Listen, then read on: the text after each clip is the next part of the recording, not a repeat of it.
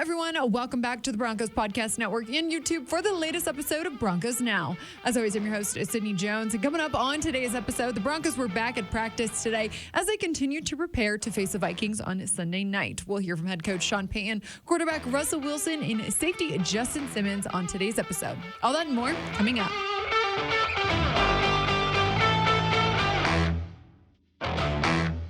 As the Denver Broncos are set to face the Minnesota Vikings on a Sunday night at Empower Field at Mile High, head coach Sean Payton and quarterback Russell Wilson talked about playing on prime time again and what it will mean to be back in front of Broncos country.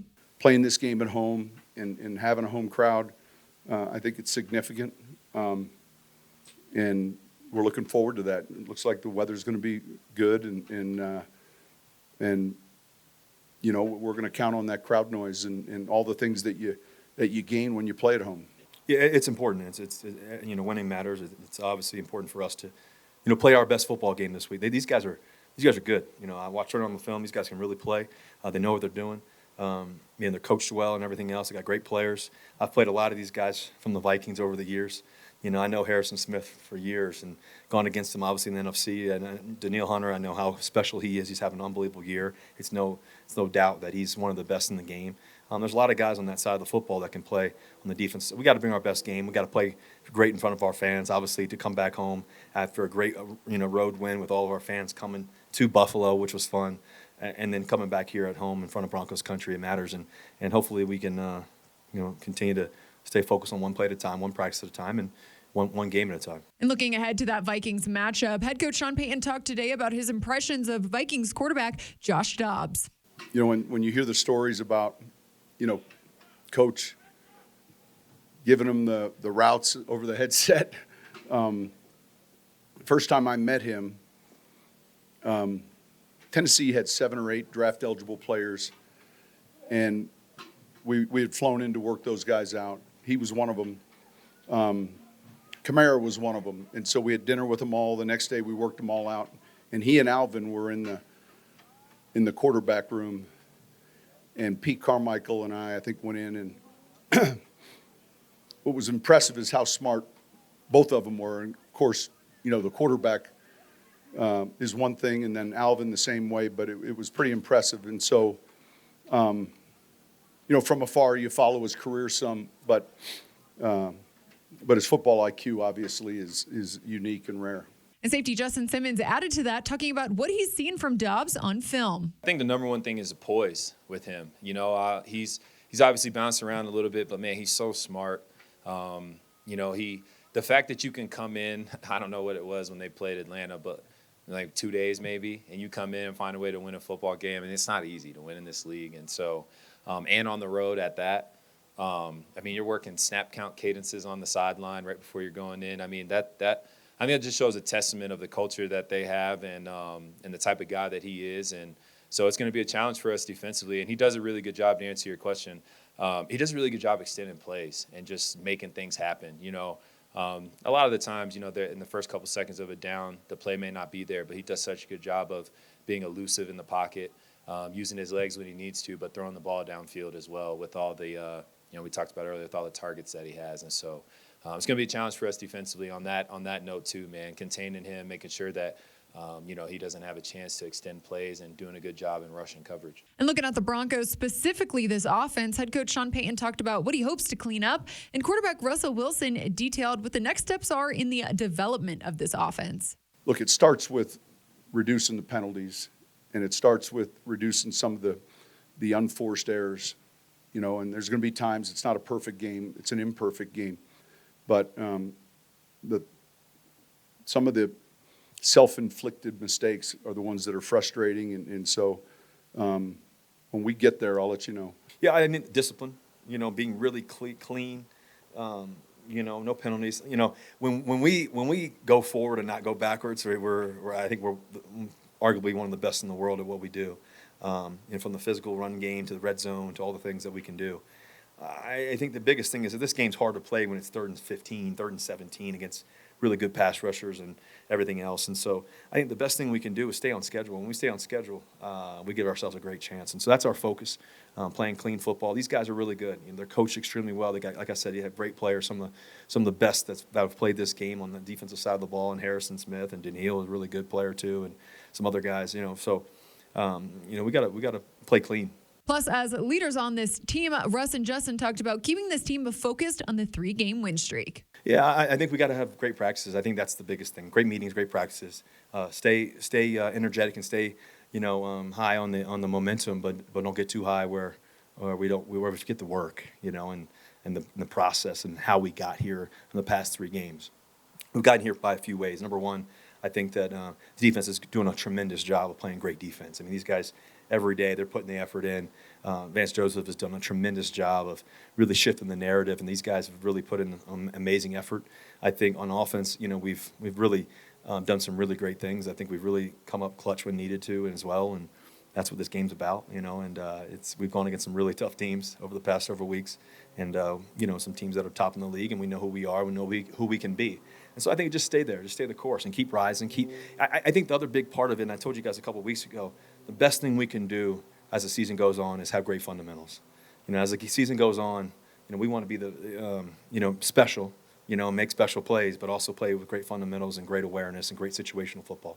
Yeah, I think it's the same thing that I've kind of always done in terms of, when things aren't going so well, it's continuing to encourage guys on all the things that we are doing right, and we still need to fix the little things, and that's kind of holding us back from not winning. In the same regard, in terms of now that we've had a little bit of success, it's you still got to do the little details that helped you get to that success in terms of finding ways to win, right? I heard Sean when I was sitting over there. There's, even though you win, there's still details and self-inflicted wounds that could have cost you the game, and that's the perspective you need to look at it with. And it's almost like when you win, you harp on it a little bit more, because as great as a winning feeling is, you almost lost the chance of having it because of a few mistakes, and it's just continually harping that. Like, we obviously need to ride the confidence wave of winning and knowing that you're going into a game and can win, but in that same regard, man, you got to be able to focus and look at, okay, here are the things that we haven't been doing well, and here's what could cost us, and here's what we need to fix. And I think that's kind of my approach as a leader, not letting us get too, have our heads in the clouds and get too high and thinking about that. We still got to put our head down. It's a new week, 1-0 mentality. And now it's time to take a look at today's injury report. Safety PJ Locke and guard Ben Powers did not participate in today's practice. Wide receiver Jerry Jeudy was limited. And outside linebacker Baron Browning, wide receiver Marvin Mims Jr., and outside linebacker Ronnie Perkins were all full participants. Now joining me here on today's episode of Broncos Now is Minnesota Vikings team reporter Tatum Everett to take a look at this weekend's matchup from the Vikings perspective. Tatum, such a pleasure having you on the show today. Thanks for joining me. Of course, Sydney, anything for you guys. I feel like the Vikings and Broncos have seen a lot of each other ever since I joined the team about 2 years ago. So it's kind of crazy. It is kind of crazy. How are you? How are things going up there in Minnesota? Doing great. Much better. I'm sure you guys can relate to that. A lot better now that we're on the 5-game win streak. This team was really interesting because they had the belief, and I think a lot of critics out there were ready to write the Vikings off after the 1-4 start. But the 5-game win streak's been super impressive despite almost everything going poorly. I just feel like, if you would have told me Kirk Cousins would be out, JJ's out, and then all of the concussions and the injuries we've had at quarterback have been happening and in other positions, I would have been like, no way. And it's just surprising what can be done. Football is a fun sport for sure. Certainly. Yeah, Tatum, I feel like the entire NFL has been watching Josh Dobbs. I mean, truly just incredible story. It's been fun to watch him the past couple of weeks. I guess which just impressed you the most about his performance the past 2 games?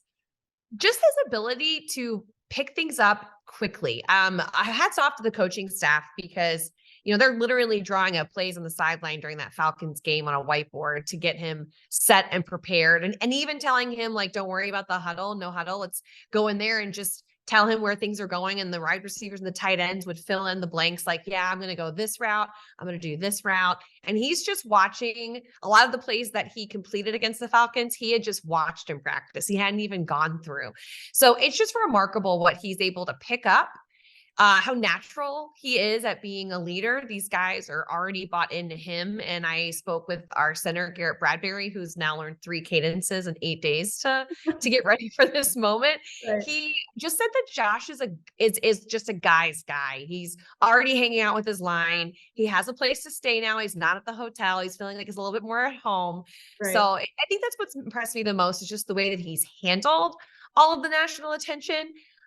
As well as juggling the fact that he's learning a whole new playbook and a whole new offense building. I mean, he gets lost in our facility. It happens to the best of us. So it's not surprising, but yeah, I think that's probably what's impressed me the most. Yeah, it really has been really impressive. And it seems like he's really built a fast connection out there with Vikings tight end TJ Hawkinson.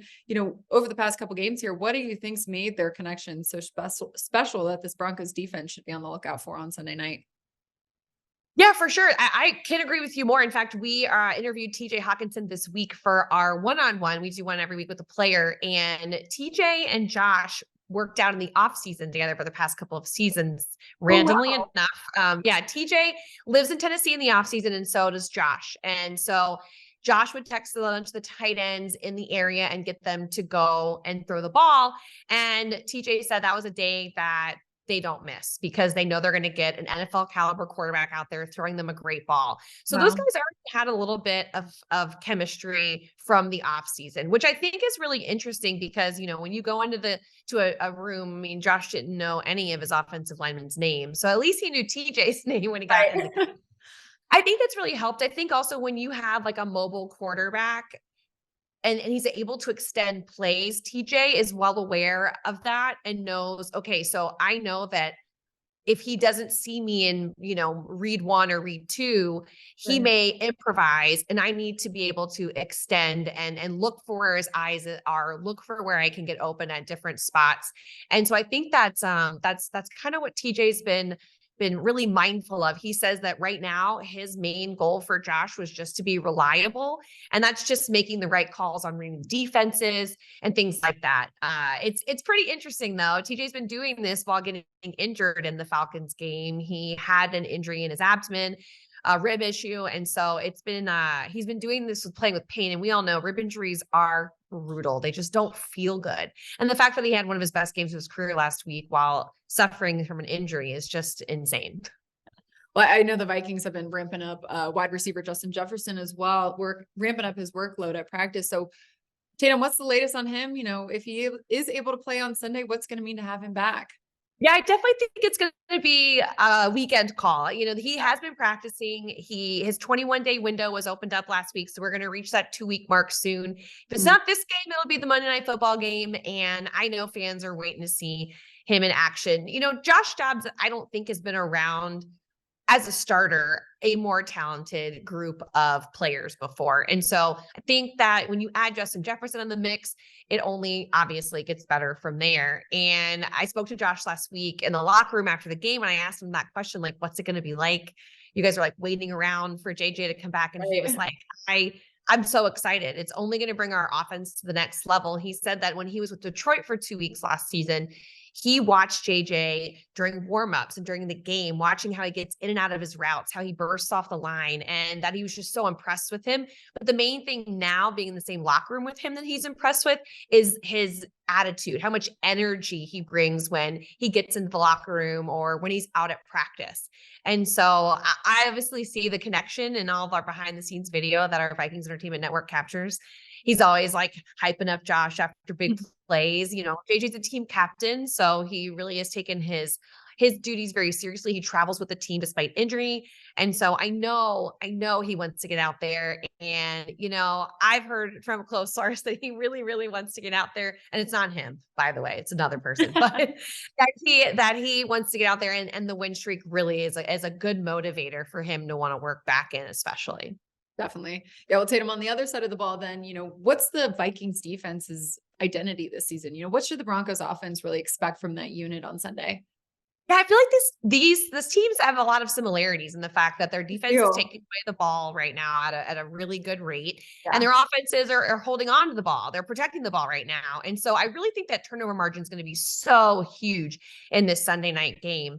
The defense this season has really been marked early on. I would say they blitzed a ton. They were the highest blitz rate in the beginning of the season, and as we progressed, it's actually gone down a little bit, but they're still having the same success. They're able to get pressure at all levels of the defense. They're not afraid to send a safety in there. They're not afraid to send a cornerback in there. It's you never know where the pressure is going to come from with the Brian Flores defense. The looks are always going to be so unique and different.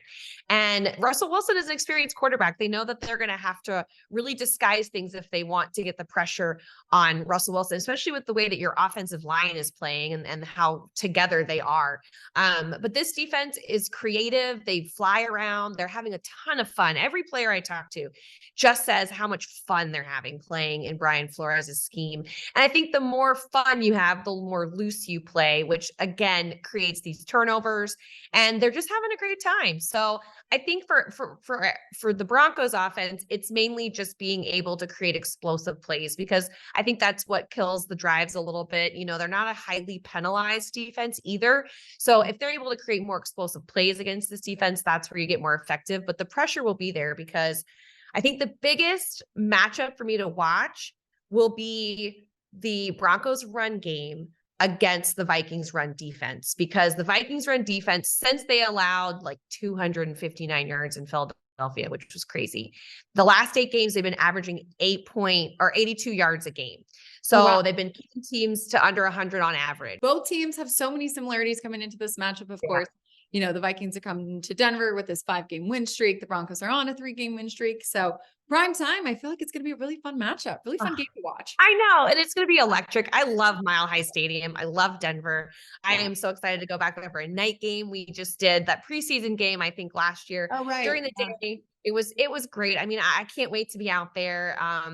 You know, I've always had a soft spot for the Broncos. I don't know why. It was like something like in 6th grade, I followed that Super Bowl run, and I've always loved John Elway and what the Broncos have done. And I'm from New Orleans, so I've always watched Sean Payton and obviously what he was able to do for the Saints and how that team literally helped the city come back from a hurricane, which I know sounds crazy, but you had to live there to really understand that. And so, you know, I have a couple of soft spots for the Broncos, but I think this game just got a lot more interesting. And look, I think the nation is going to be captivated by this. What you guys did to the Bills, I watched that till the end, obviously, because that game was just bonkers. And it was so entertaining to me. I loved watching that game. And so I'm excited to see these two teams face off for sure.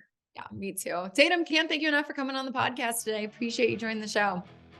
Always. Thanks, Cindy. Can't wait to see you in Denver. Well, that's going to do it for today's episode of Broncos Now, Broncos Country. Thanks so much for tuning in. I'll meet you right back here on the Broncos Podcast Network and YouTube tomorrow for a game preview. I'll see you all then.